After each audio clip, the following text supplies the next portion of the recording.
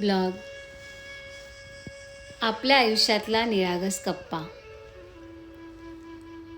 ज्याचं कधीच वय वाढत नाही.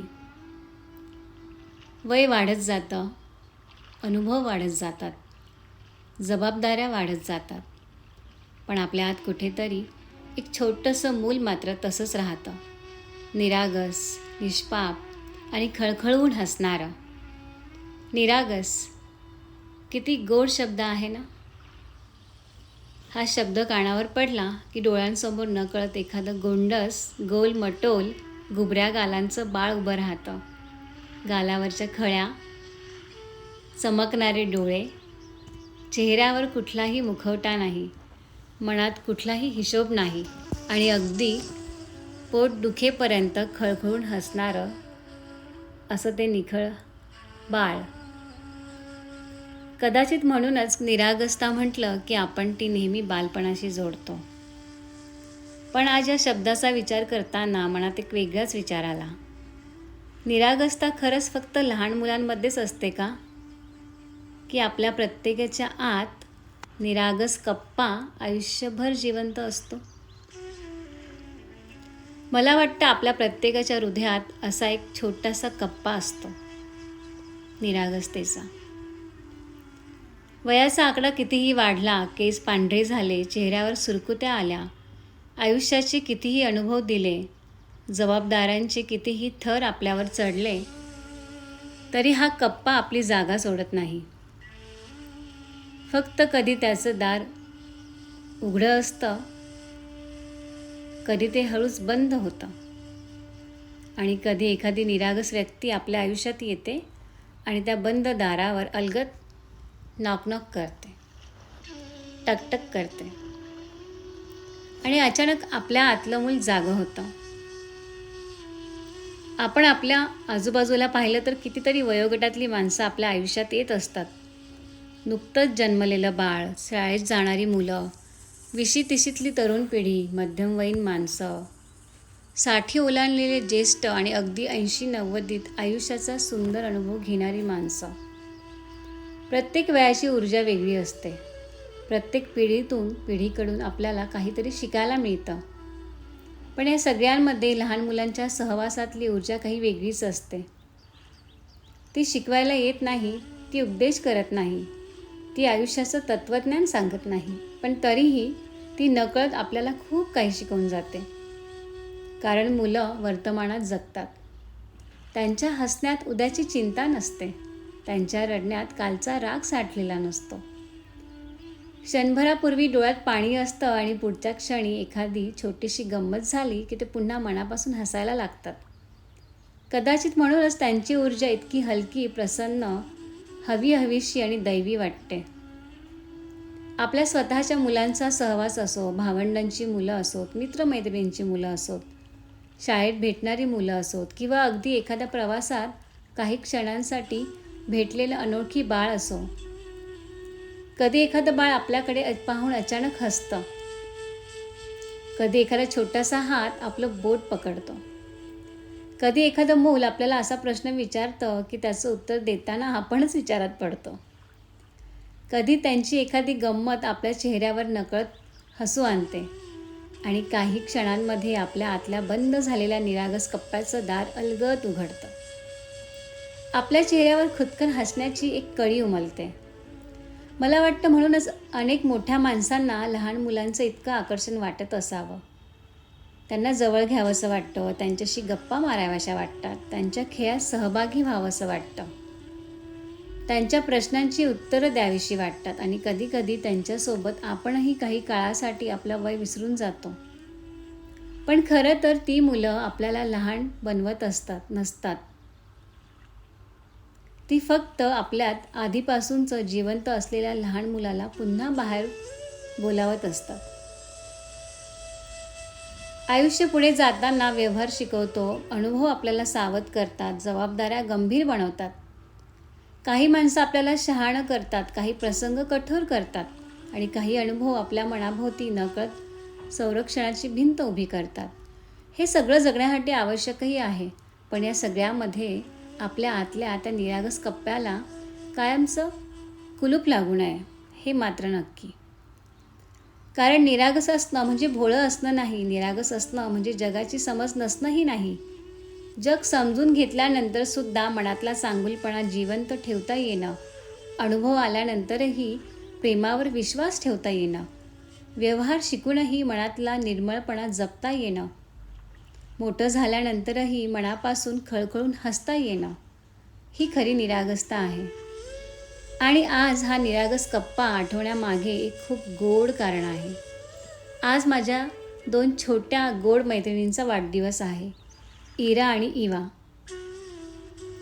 9 वर्षाच्या या 2 जुळ्या बहिणी, माझ्या जवळच्या मित्रमैत्रिणीच्या या 2 मुली. त्या मला प्रणाली मिस, प्रणाली टीचर म्हणतात. पण माझ्यासाठी त्या फक्त माझ्या विद्यार्थिनी नाहीत, त्या माझ्या छोट्या गोड आणि निरागस मैत्रिणी आहेत. त्यांना भेटलं की माझ्यातल्या निरागस कप्प्याचं दार नकळत उघडतं. आमच्या गप्पांना वयाचं अंतर नसतं. कधी मी त्यांची टीचर असते, कधी त्या माझ्या छोट्या मैत्रिणी असतात.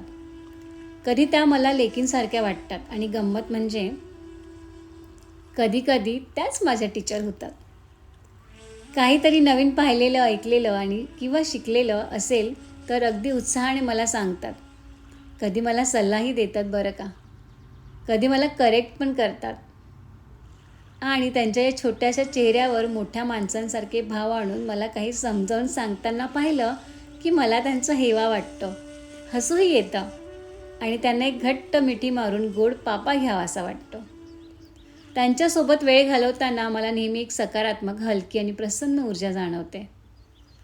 आणि कदाचित म्हणूनच आज त्यांच्या वाढदिवसानिमित्त त्यांना फक्त हॅपी बर्थडे म्हणण्यापेक्षा काहीतरी वेगळं सांगावं असं वाटतंय. डिअर इरा इवा, माझ्या चिमुकल्या प्रिय इरा इवा, तुम्ही मोठ्या होणारच आहात. आज 9 वर्षाच्या आहात, उद्या वयाचे आकडे बदलत जातील. शाळा बदलेल, शिक्षण वाढेल, नवीन माणसं भेटतील, नवीन अनुभव येतील, तुमची स्वप्न मोठी होतील, तुमच्या छोट्या पंखांचं हळूहळू सुंदर फुलपाखरांमध्ये रूपांतर होत जाईल. तुम्हाला प्रेम करणारे, तुमच्यासाठी सदैव उभे राहणारे तुमचे सुंदर आई बाबा तुम्हाला लाभले आहेत. ही तुमच्या आयुष्यातली खूप मोठी देणगी आणि आशीर्वाद आहेत. तुम्ही दोघी खूप हुशार आहात, खूप गुणी आहात, खूप प्रेमळ आहात आणि तुमच्यामध्ये असलेली ही निरागस ऊर्जा खूप सुंदर आहे. माझी तुमच्यासाठी एकच छोटीशी इच्छा, प्रार्थना आहे ब्रह्मांडाकडे. तुम्ही दोघी मोठ्या जरूर व्हा, पण तुमच्यातल्या छोट्या इरा आणि इवाला कधीच हरवू देऊ नका. आकाशाला गवसणी घालणारी स्वप्न बघा, पण पाय नेहमी जमिनीवर ठेवा. खूप खूप शिका, पण कुतूहल कधी संपवू नका. खूप यशस्वी व्हा, पण नम्रता कधी सोडू नका. व्यवहाराचं जग नक्कीच शिका, पण मनातला निर्मळपणा हरवू देऊ नका. खूप खूप मोठ्या व्हा, पण पोट दुखेपर्यंत खळखळून हसणं कधी विसरू नका. तुमच्या आयुष्यात आनंद, प्रसन्नता, शांतता, समाधान, उत्तम आरोग्य, प्रेम, समृद्धी आणि भरभरून कर्तृत्व येत राहो. तुमच्या स्वप्नांना सुंदर पंख मिळवत तुम्ही तुमच्या कर्तृत्वाने आकाशाला गवसणी घाला आणि आज तुमच्या डोळ्यांमध्ये असलेली ही निरागस चमक तुमच्या आयुष्याच्या प्रत्येक वळणावर तुमच्या सोबत राहो. कारण जगात वावरताना ज्ञान तुमची ताकद बनेल, अनुभव तुम्हाला शहाणपण देतील, कर्तृत्व तुम्हाला ओळख देईल, पण तुमच्यातली निरागसता तुमच्या मनाचं सुंदर कवच बनून कायम तुमच्यासोबत राहो. आज इरा आणि इवाने पुन्हा एकदा मला माझ्यातल्या त्या छोट्याशा कप्प्याची आठवण करून दिली आणि म्हणून हा ब्लॉग फक्त त्यांच्यासाठी नाही, तो आपल्या प्रत्येकासाठी आहे. आपल्या प्रत्येकाच्या आत अजूनही कुठेतरी जिवंत असलेल्या त्या छोट्याशा मुलासाठी आहे. म्हणून वय वाढू द्या, जबाबदाऱ्या वाढू द्या, अनुभवांची शिदोरी वाढू द्या, शहाणपण वाढू द्या, जगाचं व्यवहारी ज्ञान वाढू द्या, पण हृदयाच्या एका कोपऱ्यातला निरागस कप्पा मात्र कायम जपून ठेवूया. आणि कधीतरी आयुष्य खूप गंभीर वाटायला लागलं, मनावर खूप ओझं आलं, तर एखाद्या लहान मुलासोबत थोडा वेळ घालवूया. कदाचित त्यांचं एक निरागस हसू आपल्या मनाच्या बंद दारावर पुन्हा नॉक नॉक टकटक करेल आणि आतून आपलंच हरवलेलं बालपण हसत बाहेर येईल. My darling Eva and Ira, happy birthday. Many many more happy returns of the day. तुमच्या प्रणाली मिस करून तुम्हा दोघींना खूप खूप प्रेमाची घट्ट मिठी, खूप सारे गोड पापा आणि आभाळभर शुभेच्छा. खूप मोठ्या व्हा, खूप मोठ्या व्हा, पण तुमच्यातल्या त्या छोट्याशा निरागस मुलीला कधीच मोठं होऊ देऊ नका. तुमची सखी मैत्रीण प्रणाली मिस. Thank you thank you thank you. प्रणाली शिवकमल आव्हाड. आजचा हा निरागस वयातला ब्लॉग तुम्हा सर्वांना आवडला असल्यास नक्की लाईक, शेअर, सबस्क्राईब आणि कमेंट करा. आणि कमेंटमध्ये तुमच्या आयुष्यातला निरागस कप्पा कुणामुळे उघडला जातो त्या लहान बाळाचं, त्या मुलाचं नाव आपण आज नक्की कमेंटमध्ये लिहूया आणि त्याला थँक्यू म्हणूया. आणि आपल्यातल्या निरागस बाळालाही थँक्यू म्हणूया. कारण आयुष्य खरंच खूप सुंदर आहे, निसर्ग सुंदर आहे, ही सृष्टी सुंदर आहे, पण त्यावर निरागसतेची झालर पांघरली की ते अजून सुंदर होत जातं. त्याची सौंदर्य, त्याची सुंदरताही अजून त्यात भर टाकते. थँक्यू थँक्यू इराईवा. आज हा ब्लॉग तुमच्यामुळे जन्माला आला आहे. Thank you so much. Have a great day. खूप सारं magical dust. Love you. Bye.